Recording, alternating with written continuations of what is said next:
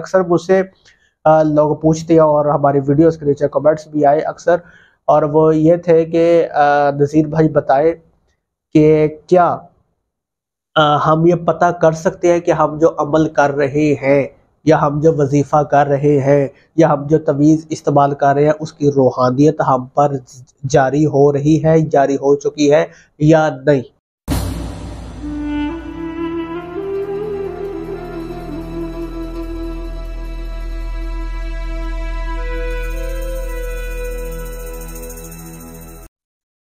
औज़ुबिल्लाहि मिनश्शैतानिर्रजीम बिस्मिल्लाहिर्रहमानिर्रहीम इन्नमा युरिदुल्लाहु लियुज़हिबा अन्कुम रिज्सा अहलल बैत व युताहिरकुम तत्हीरा अल्लाहुम्मा सल्लि अला मुहम्मद व आले मुहम्मद व अज्जिल फरजहुम। अस्सलामु अलैकुम व रहमतुल्लाहि व बरकातहू। आपका बहुत बहुत शुक्रिया, आपने वीडियो देखने के लिए वक्त निकाला। अल्लाह पाक आपको अपने हिफ्ज़ व अमान में रखे। अक्सर मुझसे लोग पूछते हैं और हमारी वीडियोस के नीचे कमेंट्स भी आए अक्सर, और वो ये थे कि नज़ीर भाई बताए कि क्या हम ये पता कर सकते हैं कि हम जो अमल कर रहे हैं या हम जो वजीफ़ा कर रहे हैं या हम जो तवीज़ इस्तेमाल कर रहे हैं उसकी रूहानियत हम पर जारी हो रही है, जारी हो चुकी है या नहीं, या उसकी कितनी रूहानियत जो है वो हमारे वजूद में ज़ाहिर हुई है, यानी उसका असर जो हम अमल कर रहे हैं क्या उसका असर है या नहीं, असर हो रहा है या नहीं, असर नज़र आ रहा है या नहीं।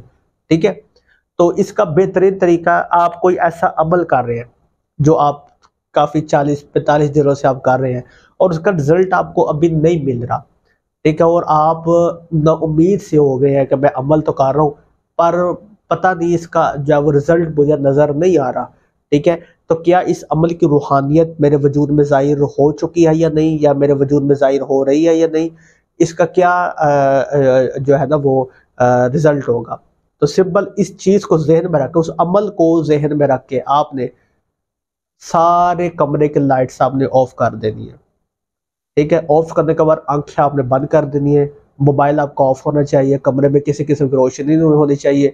आपने तस्बीह उठानी है और 100 मरतबा सूरह इखलास पढ़नी है। अमल को आपने ज़हन में रखना है, कोई भी अमल आप कर रहे हैं, कोई भी किसी किस्म का अमल चिल्ला जो भी कर रहे हैं आप ज़हन में रखना है। आंखें आपने बंद रख दी, आंखें नहीं खोल दी आपने, ठीक है, 100 मरतबा सूरह इखलास पढ़ दी है।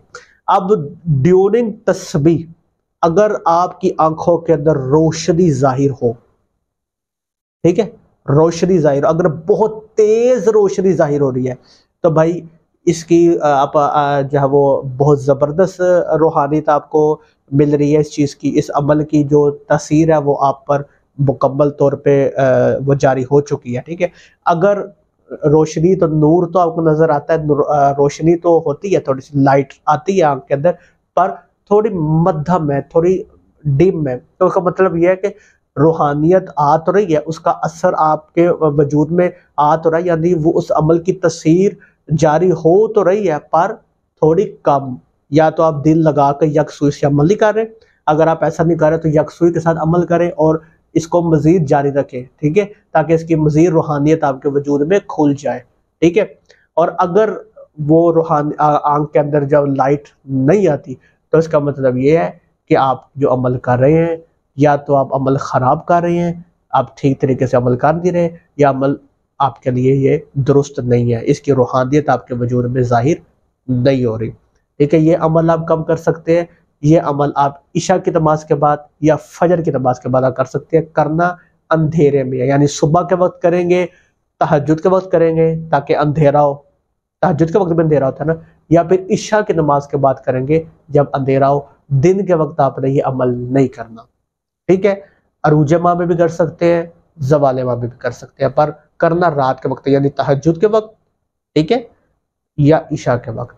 कोई भी अमल आपने ज़हन में ये रखना है, लाइट्स कमरे की ऑफ कर देनी है, ठीक है, बिल्कुल पुरसुकून होके, कोई आवाज़ आपके कानों में ना जाए, किसी से बात आपने भी नहीं करनी, मोबाइल आपने स्विच ऑफ कर देना, बिल्कुल अंधेरा होना चाहिए, हाथ को हाथ से देना चाहिए, तस्बीह आपके हाथ में होनी चाहिए, आपने आंखें बंद करके उस अमल को ज़हन में रख के सूरह इखलास पढ़नी है।